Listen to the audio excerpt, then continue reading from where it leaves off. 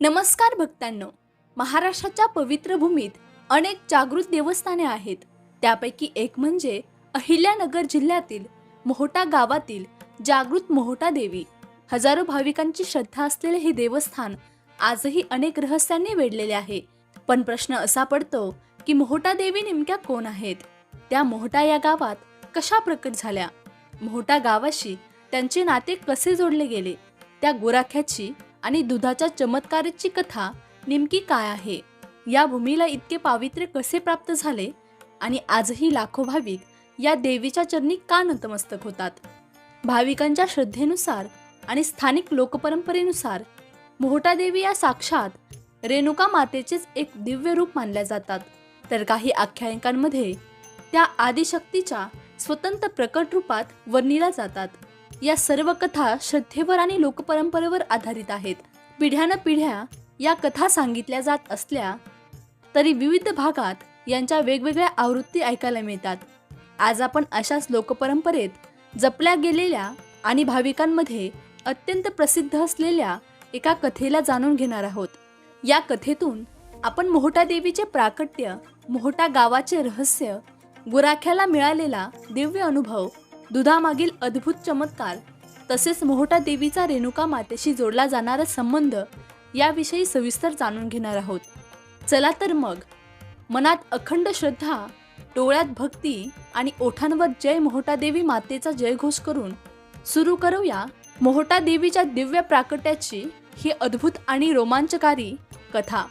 मोहोटा देवी कोण आहे? मोहोटा देवी ही साक्षात जगज्जननी भवानी माता मानली जाते. अनेक अभ्यासकांच्या मते हे देवीचे जागृत स्वरूप आहे.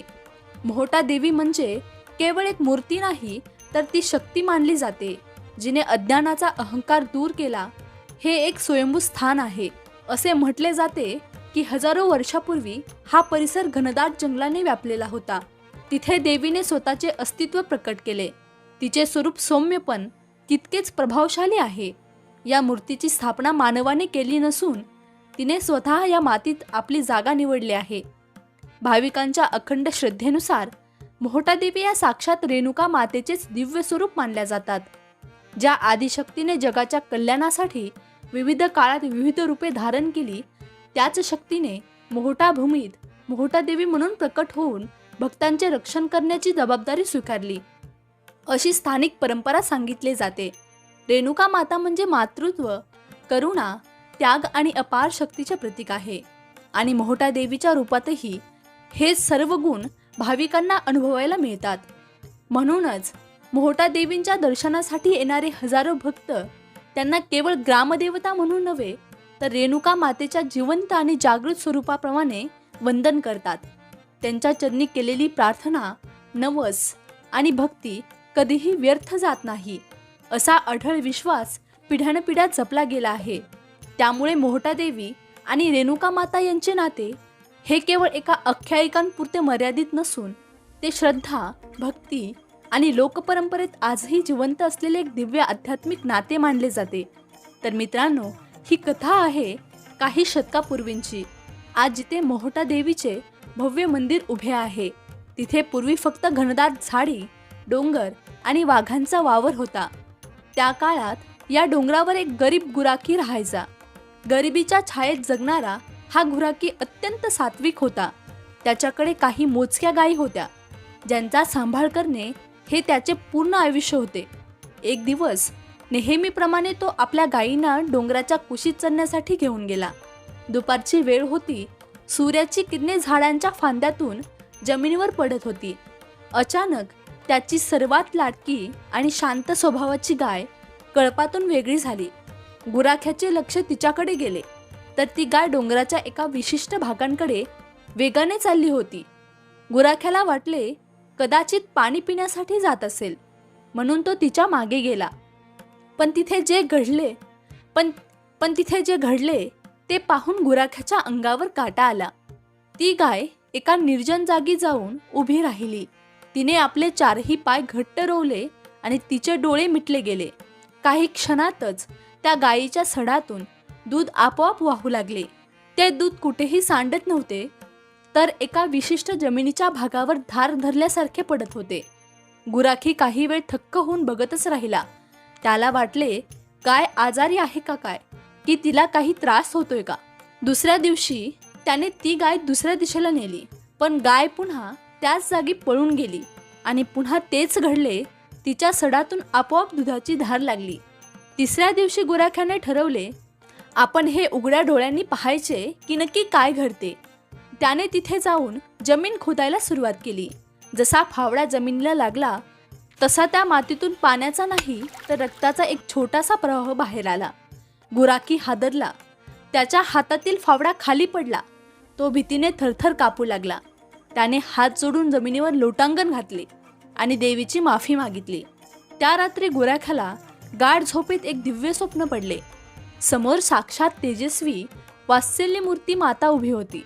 तिने गुराख्याच्या डोक्यावर हात ठेवला आणि म्हणाली, बालका, घाबरू नकोस, मी तिथेच वास करते. ज्या ठिकाणी तुझी गाय मला अभिषेक करत होती तिथे माझे स्वयंभू रूप आहे. मला या अंधारातल्या जंगलातून बाहेर काढ.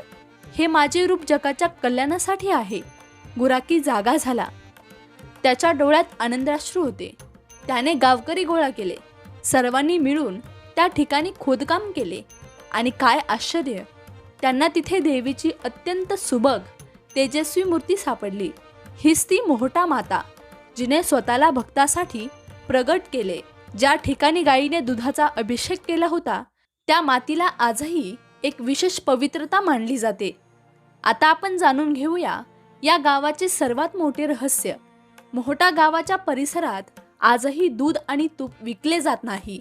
हे का, की देवीचा असा आदेश आहे की माझ्या या पवित्र भूमीवर गोधन हे धन नसून ते माझं कुटुंब आहे. जे दूध अमृत आहे ते पैशात मोजणे हे देवीला मान्य नाही. लोक याला देवीचा कोप समजतात. जर कोणी या नियमांचे उल्लंघन करण्याचा प्रयत्न केला तर त्याला शारीरिक किंवा आर्थिक संकटाचा सामना करावा लागतो, असे इथले ग्रामस्थ सांगतात. इथे आजही दूध दान म्हणून दिले जाते किंवा चहा प्रसादासाठी वापरला जातो. हे आजच्या मार्केटिंगच्या जगात एक मोठे आश्चर्य आहे. मोहटा देवीच्या मंदिराची व्यवस्था अत्यंत शिस्तबद्ध आहे. जेवणाची सोय, मंदिरांमध्ये महाप्रसादाची सोय असते. हजारो भाविक इथे येऊन जेवण करतात. ही अन्नछत्र सेवा वर्षानुवर्ष अविरत सुरू आहे. डोंगराच्या कुशीत असूनही पाण्याची उत्तम सोय आहे. पुरातन काळातही इथे पाण्याचे स्रोत होते आणि आजही आधुनिक फिल्टरेशन सिस्टीमद्वारे भाविकांना शुद्ध पाणी मिळते. सुहासिनींचा मान इथे मोठा आहे. अनेक सामाजिक कार्यांमध्ये महिलांचे योगदान मोलाचे असते. देवीची ओटी भरणे आणि सामूहिक आरती करणे हा इथल्या संस्कृतीचा अविभाज्य भाग आहे. डोंगरावरचे मंदिर हे स्थापत्यशास्त्राचा एक नमुना आहे. त्या काळी कोणतीही यंत्रणा नसताना भाविकांनी आपल्या श्रद्धेच्या जोरावर ही वास्तू उभी केली आहे. हे बांधकाम केवळ दगड मातीचे नसून ते लोकांच्या कष्टाचे आणि निष्ठेचे आहे.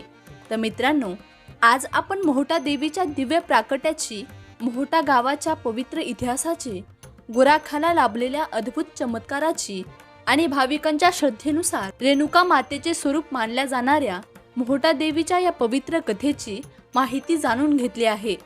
जर ही कथा तुम्हाला आवडली असेल तर या व्हिडिओला एक लाईक नक्की करा. तुमच्या कुटुंबियांसोबत आणि इतर भक्तांपर्यंत हा व्हिडिओ नक्की शेअर करा.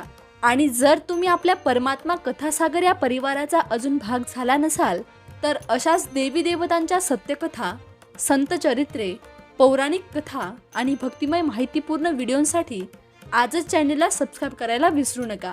धन्यवाद.